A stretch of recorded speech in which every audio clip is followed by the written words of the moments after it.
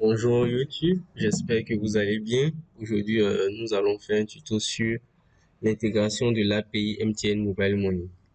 Voilà. Mais pour commencer, en fait, quand j'ai dit que je vais faire la vidéo, il y a des gens qui m'ont dit d'expliquer en fait qu'est-ce qu'un API d'abord, avant même de parler de l'API de MTN Mobile Money.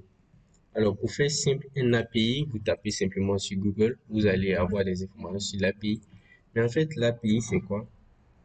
C'est tout simplement un pont entre un service tiers et votre application. Je prends un exemple simple. Vous avez envie de faire un paiement comme dans le cas de MTN Mobile Money. Le service MTN Mobile Money existe déjà, mais vous voulez l'intégrer à votre application.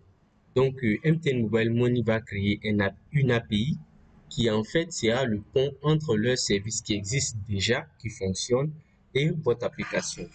C'est tout simplement ça. Tout ce que vous devez comprendre, c'est que c'est en fait un pont qui lie deux services qui ne sont pas de base liés. Alors, pour l'intégration proprement dit de l'API Mobile Money, aujourd'hui, ce que vous devez savoir, c'est que nous allons faire le test d'abord avant d'aller en production. Voilà, le test qui est appelé généralement Sandbox. Alors, quand vous allez sur la page, c'est en anglais. Donc, si vous voulez traduire, vous pouvez traduire en français. Et moi, je pense que c'est pas trop utile. Voilà, la première des choses, c'est de rentrer dans API User et API Management. En fait, vous allez voir un peu comment l'API fonctionne. Voilà. Ils vous disent que vous devriez aller dans Sandbox Provising. Et voici un peu comment ça fonctionne. Voilà, vous pouvez venir lire. Mais nous n'allons pas nous attarder sur la documentation. Moi, je vais vous expliquer en même temps.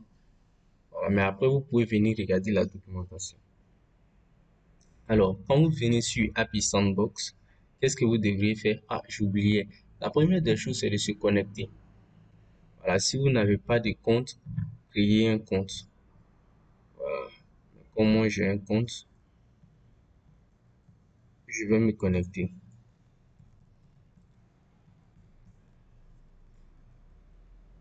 Voilà. Une fois connecté, vous voyez, je peux aller sur mon profil. Et sur mon profil, vous pouvez voir Primary Key. En fait, c'est ce qui est important. Bon, étant donné que nous sommes en test, je peux vous montrer mon primary key, mais si vous êtes en production, ne le montrez surtout pas. Voilà. Donc, on revient dans API Sandbox. Et quand on est dans API Sandbox, qu'est-ce qu'on doit faire? On doit venir dans Sandbox User Provising comme je l'avais vu dans la documentation. Une fois que vous y êtes, vous venez, vous regardez un peu. On dit quoi? L'URL qu'on doit utiliser, c'est ça. Et les headers. En fait, ce sont les headers qui sont les plus importants dans le cas des API. Voilà, on nous dit que le X reference ID est un string et son format c'est UID. Voilà, et la version 4. Le content type c'est string et je suis sûr c'est application JSON.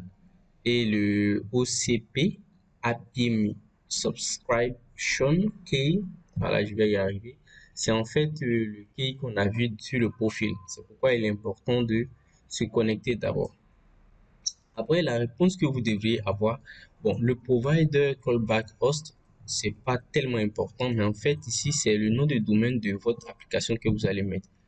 Donc, vous pouvez mettre simplement string pour juste un test, mais en production, vous devrez mettre le nom de domaine de votre site.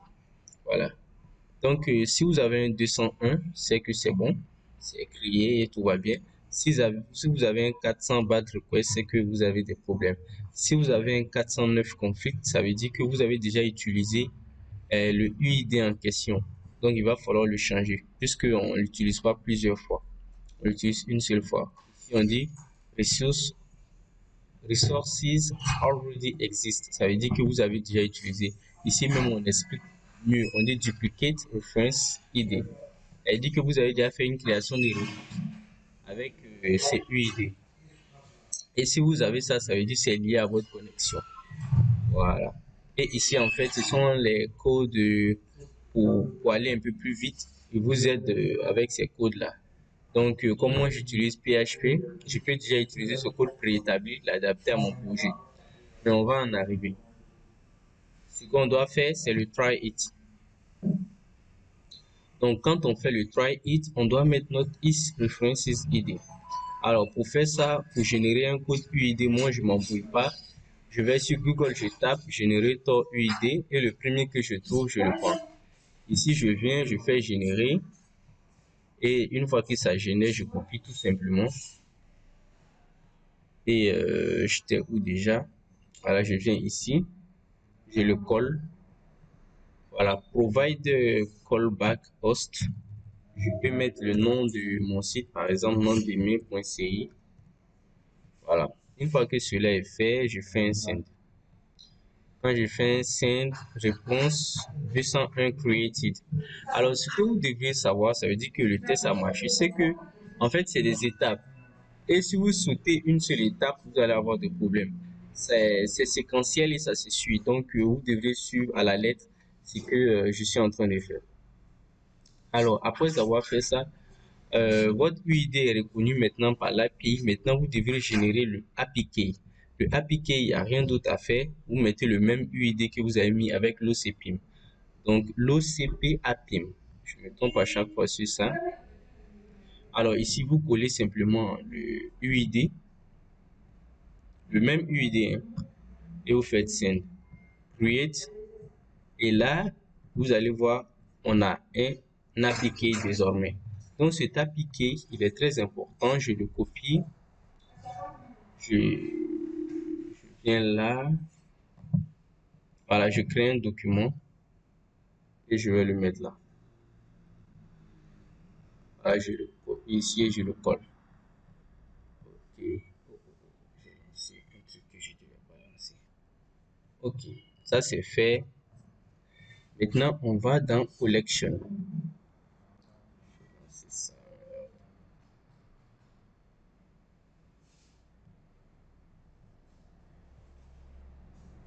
Voilà.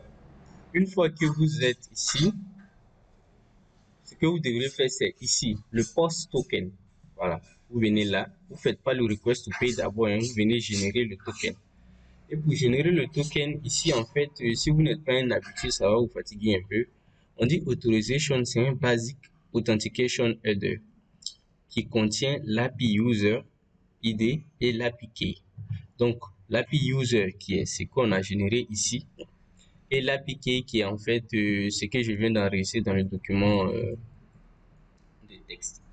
Donc, on fait un try it, on teste. Une fois qu'on teste, alors ici, je dois venir, comme ils ont dit que c'est un basic authentication, donc je vais sur Google, je tape P64 en code, voilà, et le site. Si vous n'avez pas de site, vous venez sur ce site-là et vous venez ici, vous prenez ce UID-là que vous avez généré, le même, hein, vous ne changez pas, vous le copiez là, vous mettez deux points et vous venez, vous reprenez ça. Une fois que ça c'est prêt, vous venez, vous copiez juste après et vous laissez tel que les choses sont et vous tapez sur encode. Une fois que vous tapez sur encode, il va vous générer un code et vous le copiez. Voilà. Et là, vous mettez simplement basique espace suivi de ce code-là. Une fois que cela est fait, vous faites un send et vous avez un 200 OK. Vous avez un access token et ça s'expire en un jour. 3600 secondes, je pense. Ouais, ça doit être ça. Et vous copiez en fait cet access token là et c'est maintenant que vous pouvez faire en fait le request to pay. Voilà. Donc pour faire le request to pay, ici c'est un peu différent. Authorization,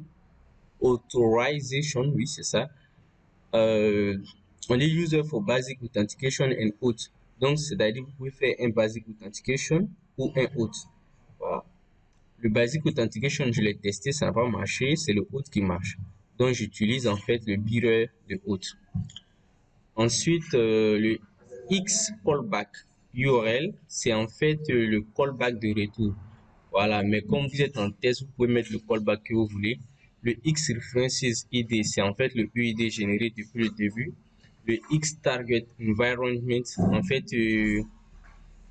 ça, quand vous êtes en production, vous allez voir que c'est mtn ivorycoast.ci mais quand vous êtes en local, en test, mettez simplement sandbox. Le content type, c'est application JSON. Le OCP APIM, c'est en fait le code qui est sur votre profil. Alors, il y a un body à remplir ici. Et mount, c'est en fait la somme. Donc, vous mettez la somme. Currency, c'est le type de monnaie, c'est XOF. External ID, en fait, vous pouvez utiliser ce que vous voulez. Donc, si vous voulez mettre 1, 2, 3, ça va marcher. Après, le parti ID, en fait, c'est le numéro de téléphone de la personne. Mais avant d'écrire le numéro de téléphone, ce qui n'est pas précisé dans la documentation, c'est qu'il va falloir mettre 225 et non plus 225 ou encore 00225. C'est dommage de ne pas avoir expliqué ça, alors que c'est un truc qui est très important et si vous ne le faites pas comme ça, vous n'allez pas avoir de bonnes réponses. Alors ici, le pay note ou le pay message, vous pouvez mettre n'importe quoi. Après, si vous avez une bonne réponse, vous avez un 202. Si vous avez une mauvaise réponse, 400, conflit, etc., etc., etc. Donc nous allons tester. Oui, nous allons tester. Donc là, j'ai un bearer.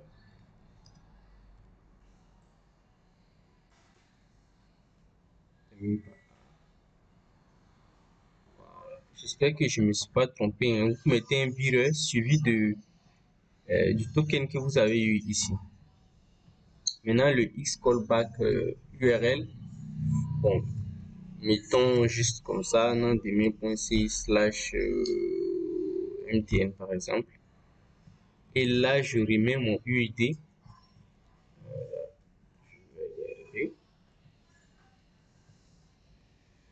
Je mets mon UID, je copie, je le mets là. Target, je mets juste sandbox. Content type application JSON, OCP, amount, par exemple, je mets 1000 francs. 1000 simplement, hein. XOF en majuscule. External ID, je peux juste mettre 1, 2, 3, 4.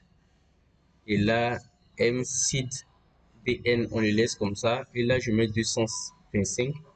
Par exemple, un numéro de téléphone comme ça, 05 91 52 10. Alors, P message, je peux dire fais-en bon usage. Bon usage. Et je mets ça. Donc, voilà. En fait, c'est pas tellement nécessaire de remplir. Et là, on croise le doigt et on lance la requête. On me dit bad request. Je ne sais pas trop pourquoi. Je me demande bien si le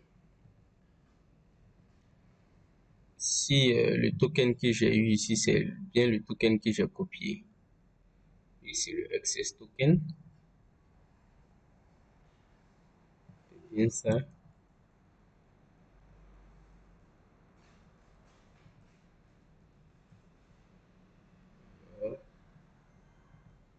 Le serveur.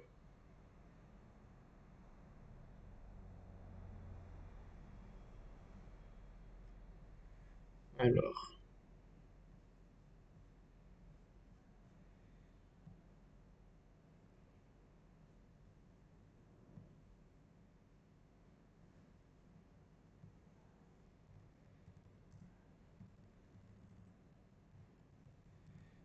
basique. Je prends ce code-là. Je le copie. Je mets là. Et là, c'est sûr que ça va plus. Là, ça marche encore. Ok. prends le code. Voilà. Et je remonte dans le request to pay. Il y a un paramètre que j'ai eu à supprimer, vous allez le constater à ce niveau-là. Voilà. Il y a ce paramètre que j'ai supprimé. Voilà, ce paramètre-là, X callback URL. En fait, quand vous allez le remplir, quel que soit ce que vous allez mettre, à part si vous allez relire bien dans la documentation, en fait, c'est une valeur préétablie qui a été déjà mise là. Et donc, il faut vraiment connaître cette valeur pour la mettre. Voilà, étant donné que je me rappelais plus c'était quelle valeur, j'ai juste supprimé. Ça n'a pas un grand impact. Voilà. Donc, voilà, quand vous revenez là, vous mettez bearer, le access token que vous avez récupéré. Voilà, vous mettez tout. Une fois que cela est fait, le X references ID que vous avez utilisé dès le départ, c'est ce que vous utilisez. Ensuite, ici, vous mettez sandbox, application JSON, ça c'est déjà rempli. Et maintenant, vous venez ici. Et il y a quelque chose que j'ai constaté aussi que j'avais oublié parce que je l'ai fait il y a 2 mois, je crois. Voilà, la somme, vous mettez la somme que vous voulez. Et le currency, je l'avais mis en XOF. Mais en fait, ça n'a pas marché parce que on n'est pas en production. Donc, en texte, il faut mettre euro, EUR. Voilà. Ensuite, le XML ID, vous pouvez mettre ce que vous voulez. Vous mettez votre numéro, un numéro MTN. Je pense que les autres numéros n'ont pas passé. Je pense, je n'ai pas testé. Voilà, un numéro MTN. Vous mettez 225 d'abord. Voilà, si vous ne le mettez pas, je crois qu'il y aura un problème. Voilà, il faut le mettre pas plus 225, pas 00225, 225 tout simplement. Et ici, vous mettez ce que vous voulez en fait. Voilà, faisant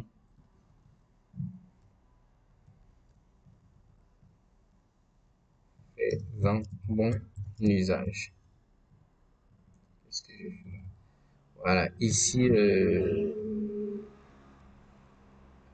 c'est pas loyer de jouer, par exemple.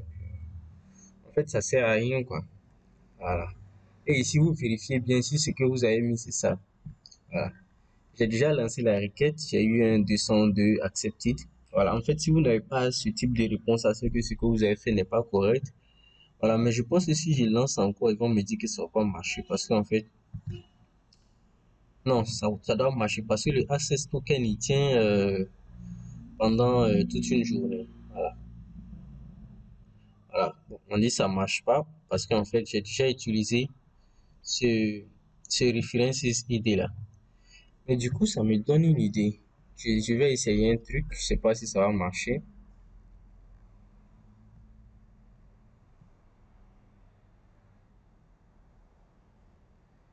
Là, il me génère un.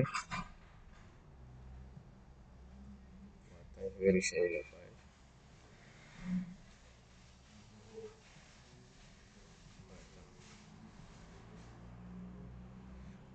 Je vais prendre ça et je vais essayer. Étant donné que j'ai déjà un access token, est-ce que je peux utiliser un autre references ID? Alors, je pense que oui, on peut l'utiliser. Donc, ce que je retiens, moi-même, je ne le savais pas. Une fois que vous avez votre access token, vous pouvez mettre autant de X references ID que vous voulez. Et vous remplissez comme je l'ai rempli là. Puis, c'est tout. J'espère vous avoir aidé. Et la prochaine étape, ça sera en production. Et je vais essayer de vous expliquer un peu comment aller en production. Vous devrez cliquer la prochaine fois sur Go Live pour aller en production. Voilà, je vous dis ciao. Si vous avez aimé la vidéo, mettez un pouce en l'air et puis abonnez-vous à la page.